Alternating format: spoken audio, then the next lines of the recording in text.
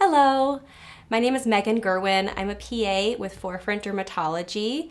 I'm going to speak with you today about skin cancer prevention and sun safety. Skin cancer is common. Skin cancer is the most common type of cancer. It's more common than all other cancers combined. 1 in 5 people in America will develop a skin cancer in their lifetime.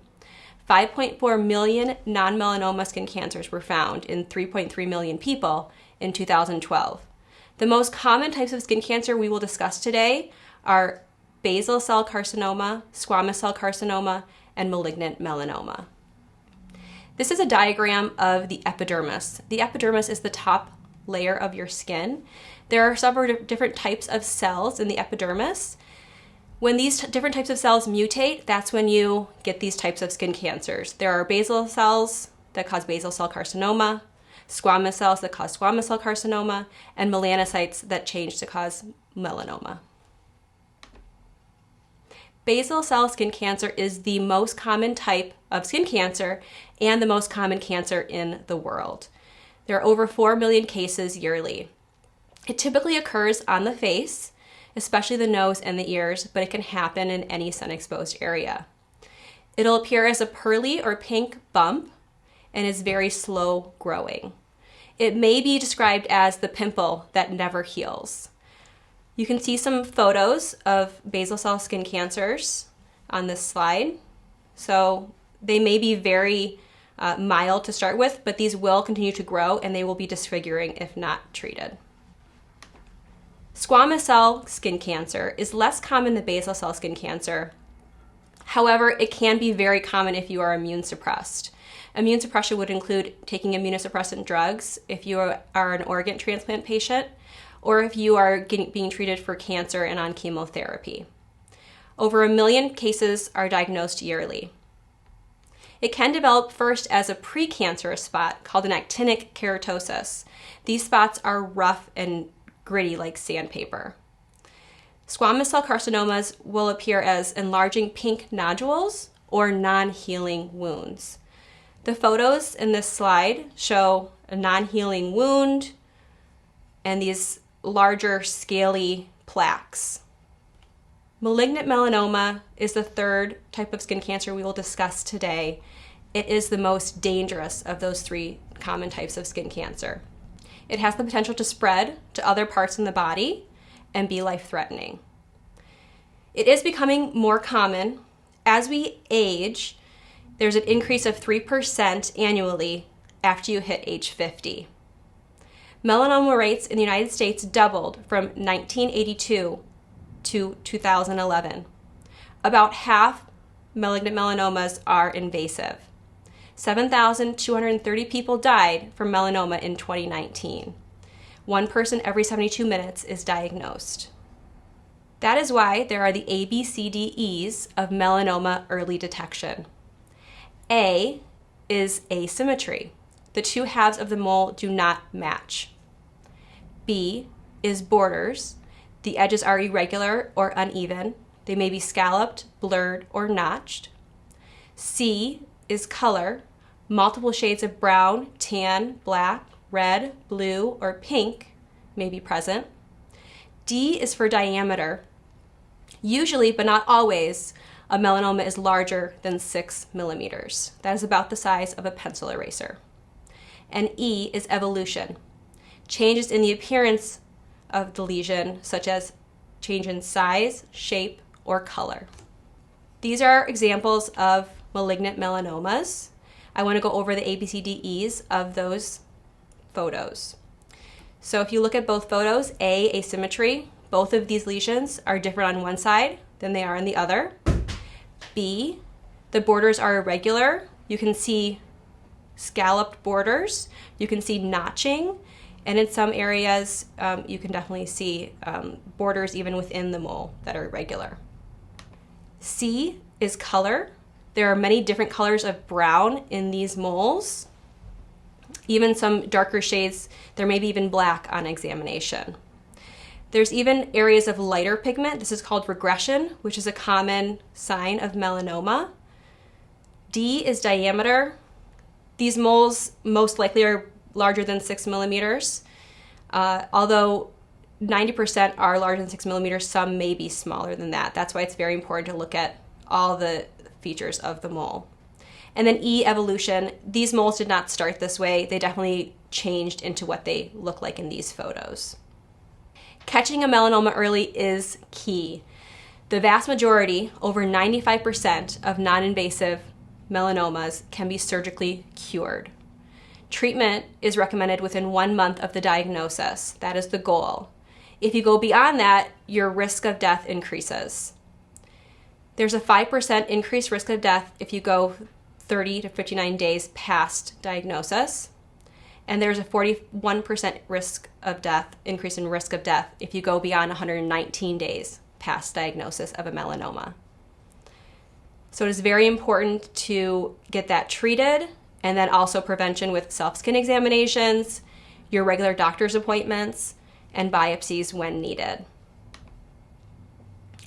The probability of invasive melanoma is dependent a lot on age. Under age 50, it's around 0.5% for males and 0.7% for females. As we get older, it increases. After you hit age 70, it increases to 2.7% risk of invasive melanoma for men and 1.1% for women. The lifetime risk of invasive melanoma for men is 3.7% and 2.5% in females. The number one spot we see melanoma in men is on the back. The number one spot we see melanoma in women is on the calves, the backs of the legs. Risk factors for melanoma include personal or family history of melanoma. If you already had a melanoma, you are at increased risk of getting another melanoma. So that is why it's important to continue with your self-skin checks and your exams with your provider. And family history definitely is a factor in melanoma risk. Atypical, large, or numerous moles, that's over 50 moles, increase your risk of melanoma. If you're naturally blonde or have red hair, that increases your risk of melanoma as you have a tendency to sunburn. And more sunburns increase your risk of melanoma. If you have a weakened immune system, that would be if you're on immune suppressing drugs, if you're undergoing chemotherapy, or if you have an organ transplant. Ultraviolet radiation is the most important and what we have the most control over. So that is tanning beds, outside sun exposure, and if you're getting sunburns. The risk increases by 80% with 5 or more sunburns between the ages of 15 and 20 years old. Indoor tanning, just say no. Indoor tanning is ultraviolet light, and it is a known human carcinogen. It increases the risk of skin cancer with just one use. With just one use, it increases melanoma by 20 to 23%, squamous cell carcinoma by 67%, and basal cell carcinoma by 27%. If you use a tanning bed before age 35, it increases your risk of getting melanoma by 59% compared to someone that does not use a tanning bed. It has never been shown to be beneficial to the skin in any way. Base tans are equivalent to an SPF 3. I would never recommend an SPF 3 for anybody to protect their skin, so I don't recommend tanning beds. It is actually illegal in some countries like Brazil and Australia. The truth about tanning. Tanning indoors or with the sun makes you age more quickly. This means more wrinkles, age spots, loss of firmness, development of leathery texture of your skin. It's a myth that tanning beds help vitamin D. Bulbs and tanning beds are mostly UVA. Your body requires UVB to make vitamin D. Vitamin D can be obtained safely with a healthy diet and/or supplements. Self-tanners can be used year-round and do not increase your risk of cancer. It's never too late to start protecting your skin. Your body will start to repair some of the damage caused by UV rays. I recommend sunscreen for everybody. I recommend to use at least an SPF 30 sunscreen daily on all sun-exposed areas, even in the winter. Windows block UVB. UVB causes sunburns and skin cancer, but windows do not block UVA. UVA causes photoaging and skin cancer. SPF stands for Sunburn Protection Factor. It tells us how much UVB is filtered out. SPF 30 filters out 97%, while SPF 15 only filters out 93%. That's why we recommend at least an SPF 30. No sunscreen filters out 100%. Chemical sunscreens act as a sponge. They absorb the sun. These sunscreens are sunscreens that include ingredients like oxybenzone and avobenzene. Physical sunscreens act as a shield. They deflect the sun. These are sunscreens that contain zinc oxide and titanium dioxide. The FDA considers physical sunscreens generally recognized as safe and effective. And these are what are recommended for children and for sensitive skin types.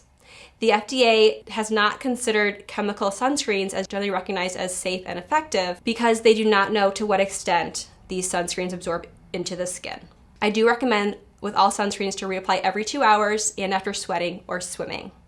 Along with sunscreen use, I recommend to practice sun avoidance, seek shade when possible, limit your exposure between 10 a.m. and 2 p.m.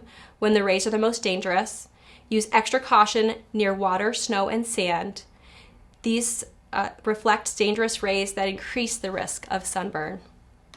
I also recommend hats and sunglasses. A hat should cover ears and neck as well as your face, so it should have a broad rim. I also recommend sun protective clothing. Sun protective clothing has a UPF 50 label. It blocks 98% of the sun's rays, whereas an average t-shirt, 20% of those rays will pass through. It also works consistently, breathes, wicks away sweat, and dries quickly, so it's very convenient. So sunscreen, sunscreen, sunscreen. That's the key to sun protection. At least an SPF 30 to all exposed areas. Most people apply only about 1/4 of the tested thickness recommended. It is recommended to use at least 1 ounce on the entire body. That's about a shot glass full of sunscreen. A higher SPF can be used to compensate for under application. After 2 hours and when outside, you want to reapply, and after swimming or sweating. Options for sunscreens include alcohol-based sprays, gels, or lotions. These are all fine. However, if you're using a spray, you just want to make sure that you cover the entire area and rub in completely. If a sunscreen is water resistant, it'll protect you in the water for 40 minutes. If it's very water resistant, it will protect you in the water for 80 minutes.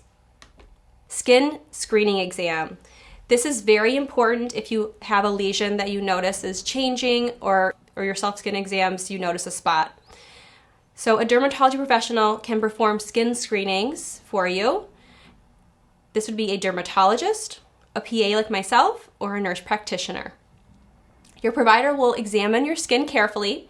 They may use a special light or a dermatoscope that can see lesions better. They will examine areas that are difficult for you to see. These include your scalp, your ears, your face, common sites for basal cell carcinoma and squamous cell carcinoma, your back and calves, which are the most common sites for melanoma and are also hard for you to examine yourself. They may need to provide a skin biopsy to get more information. This is done in the office in a matter of minutes. Local anesthesia is used. It is similar to what you'd receive at a dentist office. A dermatopathologist examines the specimen under a high-powered microscope looking for cancer cells. In conclusion, there's a growing epidemic of skin cancer. Most skin cancer is curable, especially if caught early.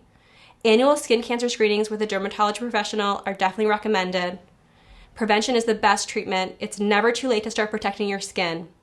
Always wear a hat and sunglasses. UPF 50 clothing can protect large areas. And remember to apply a high SPF 30 plus daily and every 2 hours when outside. Remember, 1 in 5 Americans will be diagnosed with a skin cancer in their lifetime. Prevention is key. Again, I'm Meganne Gerwin with Forefront Dermatology. I work with Dr. John Pellicek in Port Huron. To learn more about skin cancer, visit spotskincancer.org.